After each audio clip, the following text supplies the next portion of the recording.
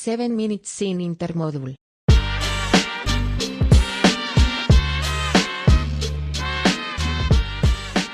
All right, welcome back to 7 Minutes in Intermodal. This is episode 17 with someone that has almost the same last name as me, just with one different letter and pronounced just a tad different. So, Sean, thanks for coming on.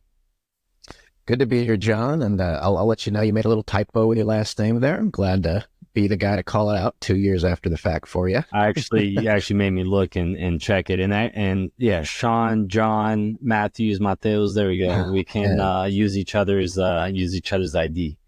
Unless jokes with that, yeah. Yeah, and so you're calling out of Houston, right? Yes, I'm here in Houston, Texas. That's where I call home base. We just survived a hurricane. Yeah.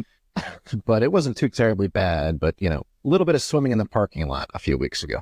Yeah, that's when we got connected. So I know we're going to talk about a solution that y'all are working on that affects trucking overall, but I know it's going to help a lot on the drayage space. But tell us a little bit about you. It's our first time coming on. Yeah, so hey, I'm a broker historically. That's where my career has been as a freight broker. I got my start at TQL when I met a pretty girl and I wanted to impress her. So I left the restaurant industry and I got into logistics sales. And then from there, I branched out. I've spent some time at a few freight brokerages. I've picked up a lot of knowledge and experience and wisdom, and I've played with a lot of tech stacks, and I've seen a lot of different ways to do it. And throughout my journey, I've had the chance to see some problems that have been in our industry for a long time and really have been largely ignored. And one of them really, and the reason why I did want to come on your show, John, is just to build some visibility on this problem, right? Right. Right now, you have and a lot of brokers in your audience will know, and this applies to any drayage carriers as well. I have seen some drayage carriers deal with this, is there's a product that's very, very powerful, and it's called Carrier 411. Right. And it does its job. It's a very good product. And the problem these days is there is a bit of an imbalance for these review websites, such as Carrier 411 and others, that a freight broker can leave a review without too much vetting, not too much double checking. Yeah. And so it's very dangerous, and it's almost like gambling for a small trucking company to start up and launch an MC number, because out there, everyone's focused on fraud going to the freight broker, fraud going to the shipper. But what about the fraud coming back to the truck driver? Interesting. And that's the problem. I have spent a lot of brain power on over the past months, and we've done some soul searching, and we've heard that there is a lot of goodwill in putting some kind of solution together, so that the truck driver, when they're doing their job and they're operating their owner operator MC one-man show, maybe two trucks, where they're not going to run into some guy who will blackmail them with a bad review, right, for money. I mean, It's insane. It's absolutely insane. And I that's something that I do. I'm very passionate about. That's kind of where my journey has led me to, like, recently. And I'm really excited to kind of talk about, get some visibility on this problem, so that we can strongly discourage freight brokers from abusing the review websites to take advantage of the small truck driver, and including the small drayage companies. And discouraging them is one thing. That's, I guess, preventing them or suggesting for them not to do it. But once they do it and it's false, or there's no substance behind it or reason, is there a way to fix it, or no? Right now, and I've there's really not a lot of options for the truck driver. Because one of the things you notice, truck drivers, they're usually not the most educated folks. I do know some that are much smarter than me, but on average, most of them didn't really get that college degree, and they went and started their own company. And most of them do not have a whole lot of legal experience to have a legal black belt and defend their own company when there's a slander or a libel case, or there's something published that's inaccurate, that's damaging their reputation. So a lot of the times when there's something inaccurate posted on them, right, they have no recourse. There's nothing they can do. They don't know enough to fight it. Can you dispute it, or right now, a lot of times they can leave a response, but then again, Same. their vocabulary, I mean, they're not equipped to write a formal email defending their name. And so that's another case, a problem that I do see very, very frequently. And that leads to the imbalance because the average freight broker tends to be a bit more educated than the average owner operator out there. So it's an imbalance that's definitely out there that we think we would like to build something to fill it. Okay. So I will leave that there, and I'll let you follow up with that, John. Yeah, it's interesting. Obviously, we're more focused on the drayage side of things, but as a smaller owner operator, as we all know, it's like 95% of the industry is 10 trucks or less. But even once you get into the drayage space, it's not like they're, especially if they own or lease the chassis, they're there to do drayage. And so if they get damage on their name for that, it really handicaps the business for anybody. But I'm just thinking about the one specialized in something so specific as drayage.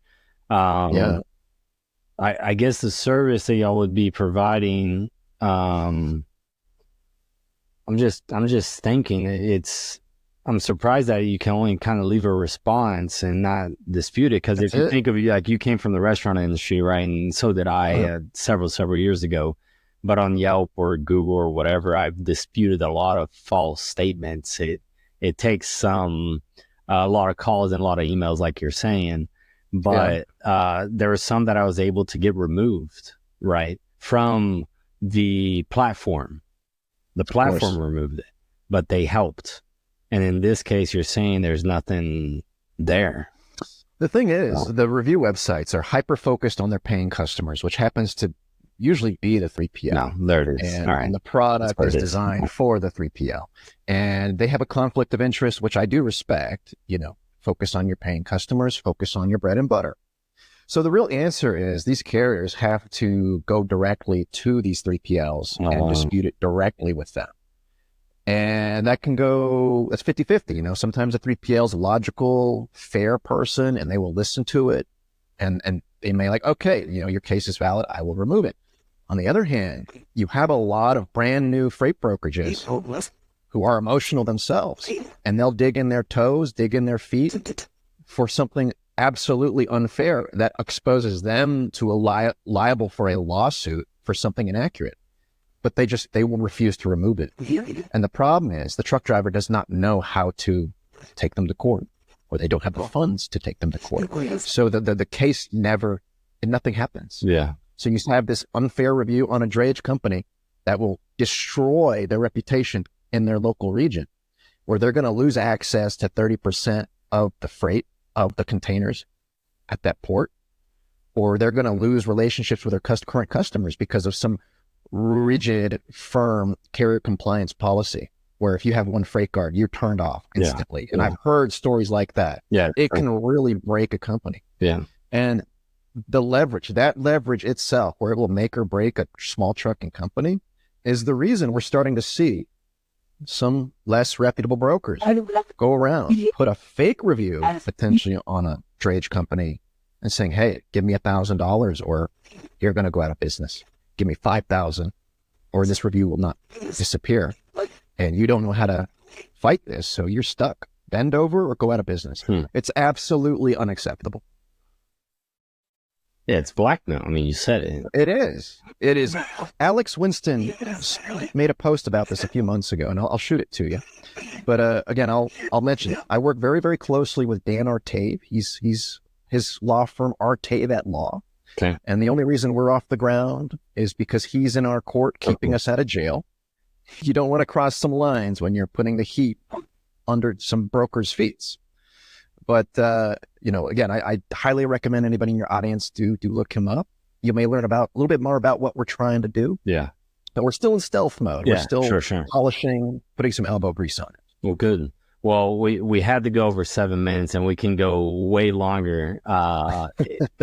But so intriguing, huge issue. And I saw a post, I think yesterday or the day before, from someone else bringing this situation up. If Absolutely. y'all aren't connected, I'll go back and try to find and connect y'all. But it's very frequent that we see it, and there's other ones that live it and are affected by it. So I'm excited to see what y'all come up with. In the meantime, I'm gonna keep following you on LinkedIn. I know you like rile up some feathers just because how straightforward you are, and with this topic, I do see it posted, and so it's interesting. There's an issue, and it seems somewhat cultural. I want to say cultural because, like you said, for the most part, everyone wants to do good, right? So I wouldn't say it's the industry as a whole, but there are those bad apples. So, damn, that's crazy. Hey, I'd love any push to put those bad apples out of business as soon as possible. And there's a lot of good people with the same mind. Good. So I'm very loud on LinkedIn just so that they can find me faster, so we can ally together. Good. But again, I'm glad to run into you, John. You know, you're a really great guy. I hope to continue to communicate with you as we go forward. But again, thank you for having me on the show, John. Yeah, of course. I hope to come on one more time, at least we with Dan. will for sure. Yeah, I can see. If y'all haven't come up with the logo yet, what came to mind is Taken, of course. Just put Liam Nielsen on the front and said, I'll find you. And I think you guys will go far on that one, right? I think we may do some meme marketing. That might be a good one. I'll keep it in mind. Awesome. Absolutely. All right, Sean. Thanks, man. Thanks for hosting me, John. Take care.